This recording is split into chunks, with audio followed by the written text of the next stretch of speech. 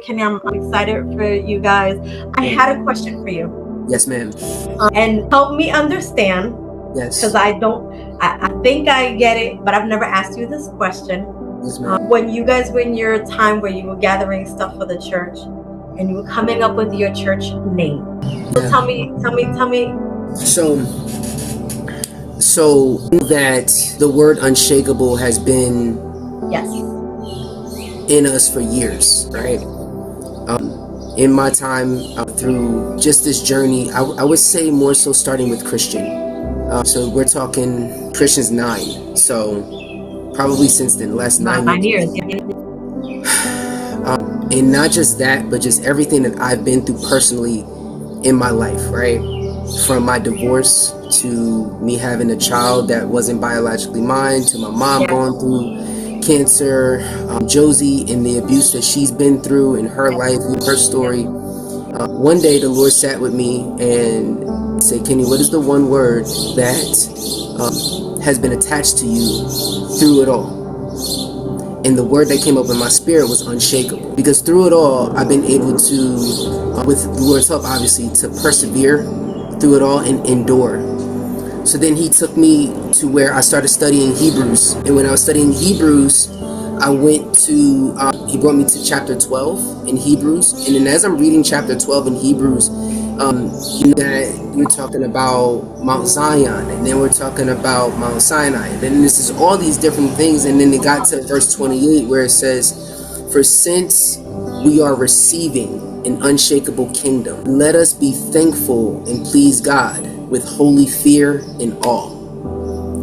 And Hebrews 12 and 28 has been stuck with me for a really long time, which is before the church even, before we even had the church name, it was just, or since we are receiving an unshakable kingdom. And that just stuck with me. I'm like, wow, like we're going to receive something so great, so all that can't be shaken, right? And that's where the church name was birthed out of, where's Church 1228. And I wrestled back and forth like, well, Lord, is this what you want me to call it? Do I call it Church Unshakable? I'm like, that's like crazy as well too. But it was just he said, just give him the address. And that's just how it came up, like where I just gave him the address, and then now it's just Church 1228, and it just flowed like that. So we were in a fast. So after we fasted, this is last year. This is in the process before we actually, where the Lord said, all right, plant. So we had already started our ministry of building the Bible study. So we were just doing a Bible study. We were every week just doing a Bible study. And it was just Unshakable Ministries. We were just doing a Bible study. And this was right after Josie's mom passed away. And at that point in time, we went on a fast because I knew that the Lord was pushing me to go ahead and plant this church. We've been here quite some time, and I was wrestling with the fact that, Lord, okay, I'm trying to hear what you're saying, what you're telling me, but I need to know that I know. Even though I've heard, Pastor, like so many people honestly tell me that you're called to do this, I never wholeheartedly never moved off of just what people were saying, because I know the weight of what the responsibility is.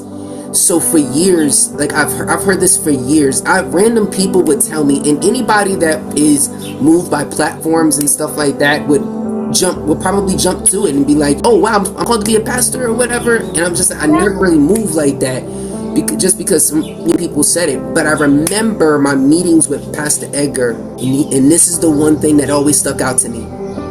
He said, you need an earthly confirmation and you need a heavenly confirmation. Yes.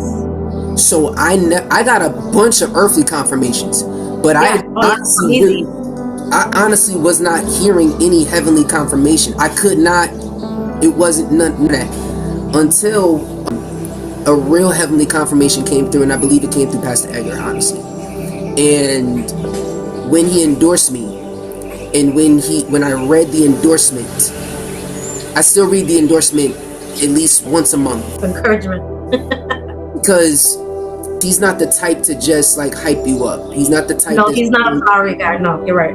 It ain't nothing like that. And I'm sure that he's probably felt this way or whatever for some time. But I think that Pastor is very careful with, because he doesn't want people to feel, big in their heads and stuff like that, because that could potentially happen if we're being honest, right?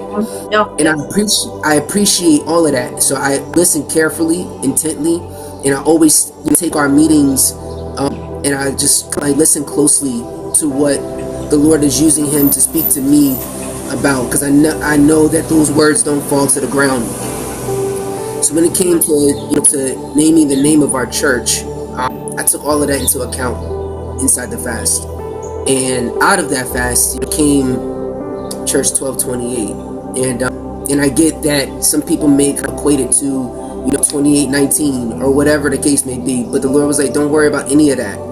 Don't worry about the popularity of another church, or because the number 28 is in there or something like that. It's my address at the end of the day, and I couldn't really focus necessarily on that aspect. I just had to know that the Lord told me in my heart or whatever, this is how I want you to move. So that's like the foundation and the birth of our church and how it came about, honestly, and wholeheartedly we are building people that cannot be shaken.